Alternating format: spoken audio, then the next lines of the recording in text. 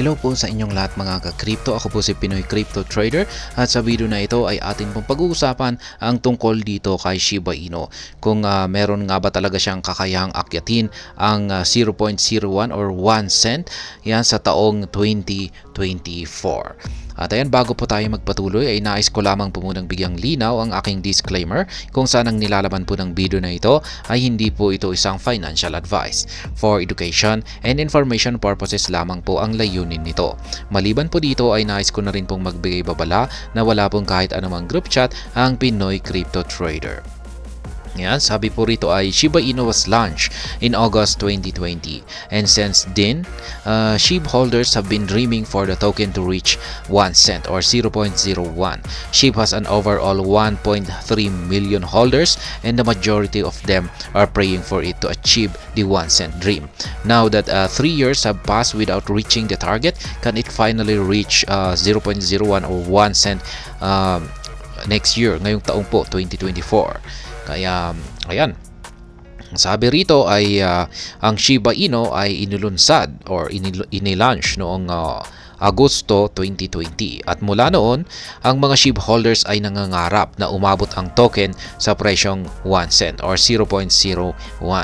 Ang SHIB ay may kabuuang 1.3 milyong mga holders at ang karamihan sa kanila ay nagdarasal na maabot nito ang 1 cent na pangarap or yung 1 cent dream.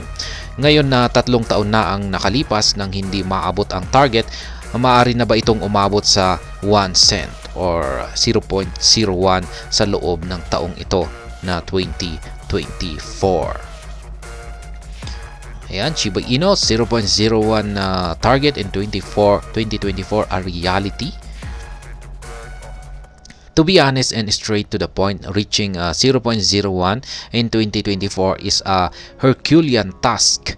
The world coming to an end next year might have more chances that Shiba Inu hitting the 0.01 milestone. Many factors come into play here as the dynamics to reach 1 cent don't play out as planned. Ayan. Ang sabi rito ay upang maging tapat at direkta sa punto ang pag-abot sa 0.01 sa taong 2024 ay isang malaking hamon. Ang mundo na magwawakas sa susunod na taon ay maaring may mas maraming pagkakataon kaysa sa Shiba Inu na maabot ang 0.01 na milestone. Maraming mga kadahilanan ang naglalaro dito dahil ang mga dynamics upang maabot ang 1 cent ay hindi naglalaro tulad ng inaasahan. The first basic necessity for SHIB to move towards 0.01 is to start burning trillions of tokens, though Shibarium will begin sending SHIB to the dead wallet in January 2024. The exact burn numbers remain unknown, therefore the chances of climbing above 0.01 remain narrow at the moment.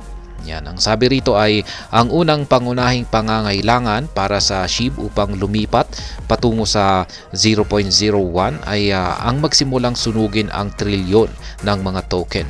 Bagaman ang Shibarium ay magsisimulang magpadala ng SHIB sa dead wallet sa Enero 2024, ayan, January 2024 po yan, ang eksaktong mga numero ng burn ay nananatiling hindi alam. Kaya ang mga pagkakataon ng pag-akyat sa itaas ng 0.01 ay mananatiling makitid sa kasalukuyan. Additionally, SHIB has been struck with only 1.3 million holders for 6 months straight. New and first-time investors entering the SHIB fold are becoming minuscule. Consequently, the adoption rate is dwindling, making the token remain stagnant in price, adoption, and burns. Yan, sabi rito ay karagdagan pa ang SHIB ay nakakulong lamang sa 1.3 milyong mga holders sa loob ng 6 na buwan na tuwid. Ang mga bago at unang pagkakataong mga investor na pumasok sa SHIB fold ay nagiging minuscule na. Yan, sa makatuwid ang rate ng adoption ay bumababa na nagpapabagal sa token na manatili sa presyo, adoption at burns. In conclusion, Shiba Inu reaching 0.01 in 2024 is nothing but wishful thinking. The odds don't match up to the possibilities at the moment. Only miracle of epic sorts could make SHIB reach the 1 cent milestone next year in 2024. Kaya yan sa pangwakas ang Shiba Inu na maabot ang 0.01 ngayong taong 2024 ay walang iba kundi wishful thinking lamang daw. Ang mga ads ay hindi tumutugma sa mga posibilidad sa kasalukuyan. Tanging isang himala ng epic na uri, yan, epic na uri daw ang maaring gawin ng SHIB na para maabot ang 1 cent na milestone ngayong taong 2024. Ayan, at press time, Shiba Inu was trading at 50 digits 975 and is down nearly 3% in the 24 hours day trade. SHIB is also down close to 89% from its all-time high of 40 digits 8616 which it reached in October 2021.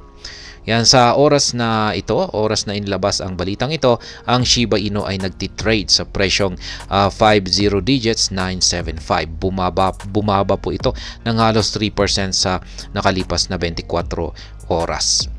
Yan, ang SHIB ay bumaba rin ng malapit sa 89% mula sa kanyang all-time high na 40 digits 8616 na naabot nito noong October 2021. At ayan, hanggang dito na lamang po tayo sa video na ito. Sana po ay inyong nagustuhan ang aking paliwanag dito. Kung inyo po itong nagustuhan ay pakiclick lamang po ang like button nito. Para naman po sa mga bago lamang dito, kayo po ay aking inaanyayahan para mag-subscribe. Pakiclick na rin po ang bell icon nito dahil ito po ang siyang magsisilbing notification nito sa mga bago kong videos na akin pong ina-upload sa aking YouTube channel na ito. Marami pong salamat sa panonood. Ingat po tayo lagi at God bless po sa ating lahat.